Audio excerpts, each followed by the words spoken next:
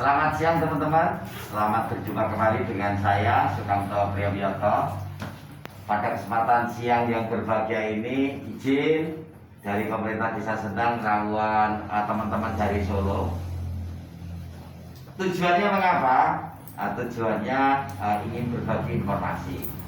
Sesuai dengan regulasi ataupun dari amanat undang-undang, informasi itu penting. Informasi itu hak publik yang harus publik ketahui. Di sini perlu kami sampaikan bahwasannya desa kami, Mbak semuanya,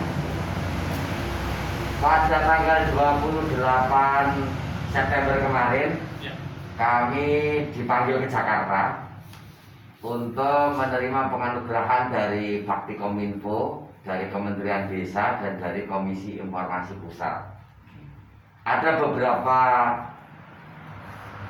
kriteria kegiatan yang kami implementasikan terkait di Undang-Undang Keterbukaan Informasi Publik mulai dari tahun 2019. Tentunya saat itu kami masih menuju ke desa informatif. Artinya kami masih menjadi urutan 5 besar di Provinsi Jawa Tengah. Kami meningkatkan mutu kinerja kami, memberikan suatu layanan-layanan publik lebih komplit lagi. Kami bekerja sama dengan teman-teman pendamping desa, pendamping tenaga ahli profesional desa, dan tentunya tidak terlepas dari PPID utama dalam hal ini Kominfo Wonogiri, sehingga kami bisa mengevaluasi kekurangan-kekurangan kami di 2019 itu apa. Akhirnya kami go di 2020 kemarin bersaing di 5 desa di Provinsi Jateng. Kami mendapatkan sandangan peringkat pertama di Provinsi Jateng. Ya, di 2021 diadakan suatu visitasi lapangan. Dalam di Indonesia ini tinggal ada 10 provinsi yang lolos. Salah satunya? Ya, ada Provinsi Nusa Tenggara Barat, Nusa Tenggara Timur, Maluku, Bali, Kalimantan Utara, Aceh, Jawa Timur, Jawa Barat, Jawa Tengah, DIY. Alhamdulillah wa syukurillah, ini atas kebersamaan kami di PPID Desa Sendang ini dipercaya oleh kementerian. Kami diberi peringkat pertama sesuai dengan grade yang kami punya. Salah satunya teman-teman yang ingin kami sampaikan di sini, bentuk inovasi yang kami miliki nanti bisa diunduh di Play Store ya. Informasi digital Sendang, segala bentuk kegiatan, website kami ada di situ, ada informasi apa ada di situ ya. Terus terkait bagaimana di era pandemi ini, di zaman pandemi, mohon maaf, di tengah-tengah pandemi ini kami juga sudah bisa berinovasi. Tentunya mohon untuk dicermati, pandemi bukan menjadi suatu kendala bagi kami. Pandemi adalah tantangan untuk kita semua. Bagaimana kita bisa melawan pandemi ini dengan sungguh-sungguh. Itu ya, seperti itu Om, Mbak, yang dapat saya aturkan. Waktu selanjutnya monggo menjadikan promo di channel YouTube desa ini. Tentunya banyak sekali yang melihat, baik dari Komisi Informasi, baik dari Bakti Kominfo, dan tentunya masyarakat luas sudah mengenal di channel YouTube Desa Sendang. Monggo Pak, monggo Om.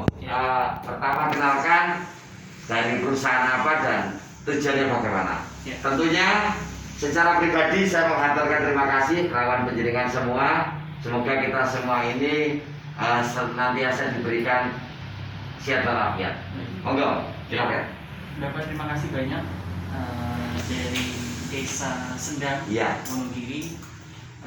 Kenalkan saya Arisandi, terus Mbak Viola, Mbak Fania, dan Mas Vincent.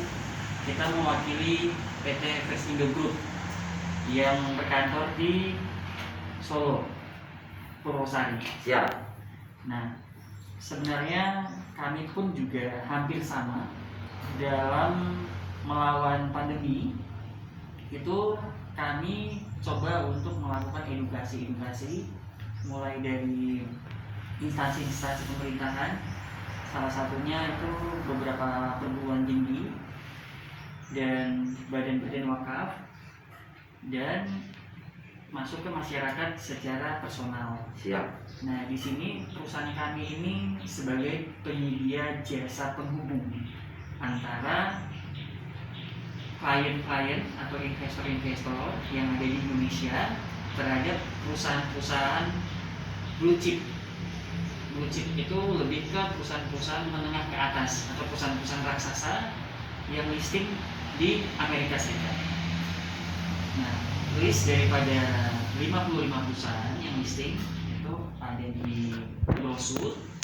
Mayoritas ini yang mewakili ada dari sektor teknologi.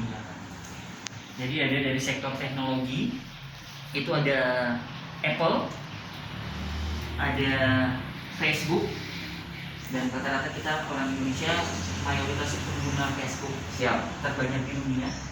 Terus ada Alphabet, mungkin yang kita sering kenal itu Mbak Google kan. Iya. Terus ada Microsoft dan lain-lain. Itu sektor pertama dari sektor teknologi yang sangat saat ini sangat berkembang pesat. Terus sektor kedua itu ada dari otomotif. Nah, dalam menyambut hasil meeting di Perancis 2018, kalau dunia ini udah mengalami polusi yang cukup banyak, makanya dunia ini berinovasi, melakukan satu inovasi yang luar biasa, yaitu pengembangan mobil listrik. Nah, mobil listrik ini diprakarsai oleh salah satu perusahaan yang mungkin sudah banyak masyarakat tahu, itu Tesla.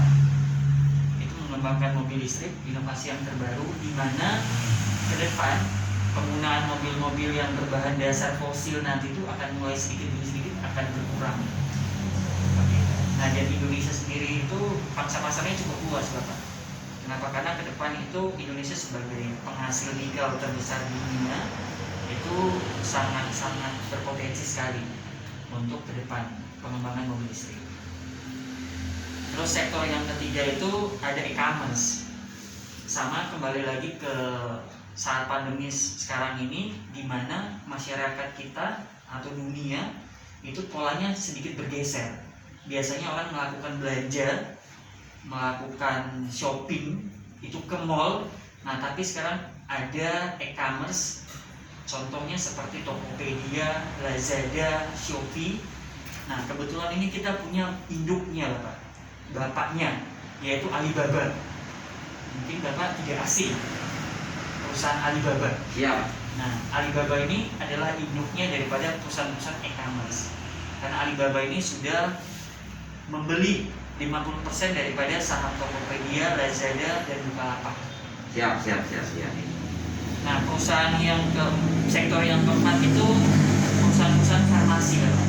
Selama mungkin dunia ini masih terjadi pandemi, masih membutuhkan vaksin, itu perusahaan-perusahaan seperti Johnson & Johnson yang produksi vaksin, terus ada juga Merck, terus ada juga Pfizer penghasil vaksin, itu tetap akan dibutuhkan. Nah, sektor yang terakhir itu adalah sektor dari penerbangan, dari pesawat, ya Pak. Itu kita ada satu perusahaan pembuat pesawat, yaitu Boeing. Nah, itu salah satu yang direkomendasikan. Nah, mayoritas dari 55 perusahaan yang listing di Amerika Serikat ini sebenarnya adalah solusi di saat pandemi seperti ini. Ya. Kenapa? Karena hampir semua sektor yang di real itu terjadi pandemi ini mengalami kejatuhan. Nah, makanya kami coba mensosialisasikan kalau ada satu inovasi di bagian belahan bumi bagian sana, yang dimana ternyata saat pandemi seperti ini ada beberapa sektor itu yang tetap mengalami kemajuan dan keuntungan yang luar biasa. Siap. Nah, seperti itu. Nah, mungkin dari 55 ini ada satu perusahaan yang mewakili semuanya yang akan saya share atau akan saya presentasikan ke Bapak, yaitu perusahaan Apple. Nah, perusahaan Apple ini dianugerahkan oleh Bank Sentral Dunia sebagai perusahaan yang paling berharga di dunia. itu udah berjalan 20 tahun berturut-turut Bapak. Mulai dari tahun 2000 sampai 2020. Jadi mengalahkan beberapa perusahaan yang ada di dunia. Ya. Nah, Apple ini kelebihannya pada September kemarin 2021 habis meluncing produknya terbaru, yaitu iPhone 13. Nah, kelebihannya di Apple adalah setiap tahun ini Apple cuma meluncing handphonenya itu satu kali dalam satu produk tahun. ya. Betul Bapak. Berbeda sama Samsung mungkin, maaf Bapak saya sebut merek. Ya. Samsung mungkin dalam sebulan dia bisa meluncing 2 sampai 3 handphone. Jadi baru sebulan kita udah beli, udah ada handphone baru lagi. Nah, berbeda dengan iPhone. Itu kelebihan yang pertama. Nah, kelebihan yang kedua adalah dari kinerja perusahaannya Apple itu dari terjadi pandemi di tahun 2020, tepatnya di bulan Februari dan bulan Maret, benar Bapak ada kejatuhan, tapi cuman 10%. Setelah itu melakukan recovery dari harga 100 menjadi harga 520. Ini kenaikan sebanyak 400%. Oke. Nah, izin saya potong dulu. Iya. Kalau iPhone 13 ini berapa harganya? iPhone 13 kurang lebih sekarang harganya sekitar 20 juta Bapak. 20 juta ya? Iya, dan belum masuk di Indonesia Bapak. Belum Nanti masuk di Indonesia. di Maret ya, Maret 2022 baru ada di Indonesia. Kalau yang di pasaran keren anak-anak milenial sekarang itu yang dipakai Apple tipe berapa itu? 12, masih 12 Pak. Masih 12. Masih Berapa 12. itu? iPhone 12 itu sekarang setara di harga 20 sampai 23 juta. Oh, berarti sekitar 7 bulan yang lalu saya beli second 13 juta itu nggak mahal ya? Kalau misalnya sekarang mungkin di beberapa seri tertentu itu tidak terlalu mahal. Tidak terlalu mahal ya? Tidak terlalu mahal. 17 juta ya Pak. 13. 13 juta. 13 Ya. juta. Tidak terlalu mahal. Jadi, Apakah 12 atau berapa? Mohon maaf saya nggak ini ya. Pokoknya Ya. anak saya kan ya anak milenial kan mintanya kan kayak gitu. Ya. iPhone Pak. Iya. Betul. Bapaknya aja cuma pakai baterainya cuma pakai S8 kan gitu.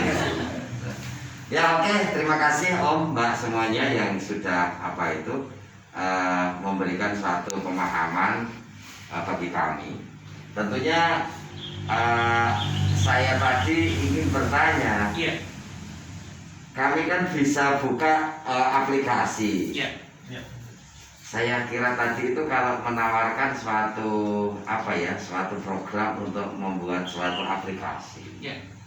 Di sini kan saya ada nanti bisa diunduh di IDS itu ya, di Ya. info desa, info digital Sendang tadi itu bisa unduh ada di warung cenik segala. Jadi Iya. untuk pengembangan untuk pelengkap desa wisata kami nanti itu tidak hanya PT-PT kaya yang bisa melakukan suatu GoFood atau apalah-apalah, Ya. kami nanti pun seperti itu juga bisa COD-an melalui transaksi di warung cenik ini nanti. Saya buat seperti itu kan. Ya. Nanti bisa iseng-iseng kok nanti. Iya. Udah ada berapa transaksi pemohon yang, cuman kalau pemohon ini belum saya masukkan ke jumlah penggunanya setiap hari, setiap minggu berapa ini masih kami private kan di Ya. sini. Terus kami melayani melalui online tadi itu ada di si Advent ceniknya.